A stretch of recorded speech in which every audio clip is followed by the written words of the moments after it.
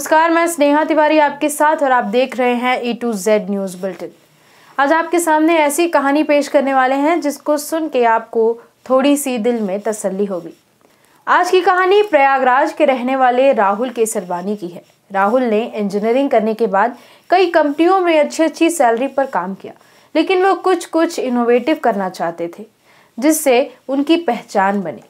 पिछले साल मई जून में उन्होंने एक ऑनलाइन ऐप लॉन्च किया। यह ऐप टिकटॉक जैसा ही है जो अब काफ़ी पॉपुलर हो चुका है। 50 लाख से ज़्यादा लोग इसे डाउनलोड कर चुके हैं। राहुल अब इससे हर महीने 3 से 4 लाख रुपए कमा रहे हैं। राहुल ऐसा बताते हैं कि मेरी इंजीनियरिंग तक की पढ़ाई प्रयागराज से ही हुई है। 2016 में मेरा कैंपस सिलेक्शन हो गया और गुड़गांव में मेरी नौकरी लग गई। वह बड़ी कंपनी थी और मुझे काम सीखना था, इसलिए मैंने वहां नौकरी छोड़कर नोएडा में एक स्टार्टअप ज्वाइन किया। हॉटस्टार की तर्ज पर फुटबॉल मैचों की लाइव स्ट्रीमिंग करता था। इसके बाद एक सोशल ऐप में काम करने लगा जो गुमशुदा लोगों को ढूंढने का काम करता था। लगभग 150 लोगों को हमने इस ऐप के जरिए ढूंढा था।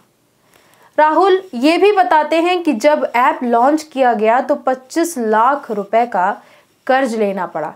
अब 50 लाख लोग इसे डाउनलोड कर चुके हैं। 2018 में 13 लाख सालाना की नौकरी छोड़ दी। राहुल बताते हैं कि चूंकि मन में अपना कुछ करने का सपना था, इसलिए मैंने 2018 में ये नौकरी भी छोड़ दी। कॉलेज टाइम से ही मैंने अपने कुछ साथियों के साथ मिलकर वेबसाइट और सॉफ्टवेयर बनाने का काम किया था। आज भी प्रयागराज में कई स्कूल हमारे क्लाइंट्स हैं। ऐसे में मेरा एक काम चल रहा था। इसी बीच कोरोना आ गया तो हम सोचने लगे कि अब हम आगे क्या करेंगे। वो कहते हैं कि इस ऐप को लॉन्च करने से पहले कुछ चाइनीज ऐप बैन हो चुके थे। टिकटॉक के मुकाबले जो ऐप मार्केट में मौजूद थे वो उतना बेहतर नहीं कर पा रहे थे। इसी दौरान मैंने तय किया कि एक ऐसा ऐप लॉन्च किया जाए जो टिकटॉक को टक्कर दे सके। वो कहते हैं कि किस्मत ने मेरा साथ दिया और कुछ दिनों बाद ही टिकटॉक बैन हो गया। इसका फायदा हुआ कि जो ट्रैफिक टिकटॉक को मिलता था उसका एक बड़ा हिस्सा हमारी तरफ शिफ्ट हो गया। राहुल की पढ़ाई लिखाई प्रयागराज में ही हुई थी। यहाँ उन्होंने इंजीनियरिंग भी की। वो अपना बिजनेस भी यहीं से कर रहे हैं। राहुल के ऊपर 20 से 25 लाख रुपए का कर्ज था। राहुल बताते हैं कि जब हमने इस ऐप को लॉन्च किया तो सर्वर के लिए बहुत सारा पैसा मार्केट से उठाना पड़ा। लगभग 25 से 20 लाख रुपए का कर्ज था। हम सोच नहीं पा रहे थे कि इस कर्ज से कैसे बाहर निकलेंगे, क्योंकि टिकटॉक को हराना आसान नहीं था। एक वक्त तो ऐसा भी आया कि हमारा सर्वर ही बैठ गया, लेकिन हमने समस्या सुलझाई और आगे बढ़ गए। आज 6 महीने के अंदर ही हमारा ऐप लोगों के बीच लोकप्रिय हो चुका है। हम इससे और बेहतर करने के लिए लगातार काम कर रहे हैं।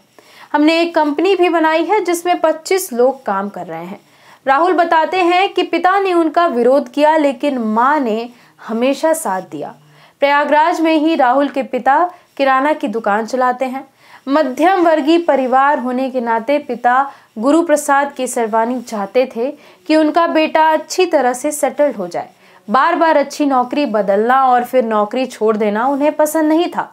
राहुल बताते हैं कि पिता चाहते थे कि मैं एक स्थायी काम करूं, जबकि मां चाहती थी कि मेरा जो मन है वही करूं। इस बात को लेकर पापा कुछ दिनों तक नाराज रहे, लेकिन अब जब अच्छी कमाई हो रही है तो पापा काफी खुश हैं। तो ये थी कहानी टिकटॉक जैसे ऐप को टक्कर देने वाली राहुल केसरवानी की। कुछ ऐसे ही कहानियों के लिए जुड़े रहिए A to Z news bulletin के साथ। नमस्कार।